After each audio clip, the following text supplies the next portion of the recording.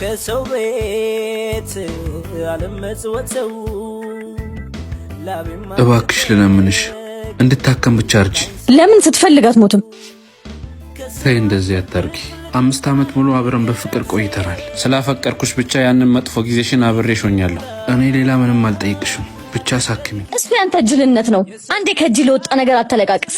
እኔው ምንም ላረግልህ አልችልም። እሺ ሄደ አንጥፈ ለምነህ ታከም። እባክሽ ልለምንሽ ሳልሞት ድረሽልኝ። ለቀቀኝ ወደዛ። ጉልበቴት ዛላደራ ችግር አደራይኝ።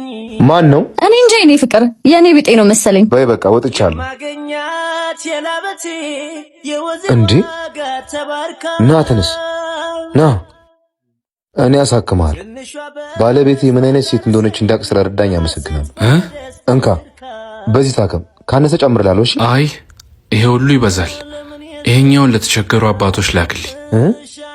የምን አባቶች? ጠቢቡ ሰለሞን ለድሃ ቸርነት የሚያደርግ ለእግዚአብሔር ያበድራል በጎነቱም መልሶ ይከፍለዋል ይላል። እኛስ በተሰጠን ጸጋ ምን እያደረግንበት ይሆን? በሙታን ሳማር ቅዱስ ሚካኤል አንድነት ገዳም ያሉ አባቶች ዛሬም በተለያዩ ሰው ሰራሽና ተፈጥሯዊ ችግሮች እየተፈተኑ ይገኛሉ። ከጸሎት መልስ ርፍ የሚሉበት በዓት የተጀመረ ቢሆን እስካሁን ተሰርቶ አልተጠናቀቀም። አባቶችን ለማገዝ በኢትዮጵያ ንግድ ባንክ 1044 25 98 391 አቢሲኒያ 14 10 29 444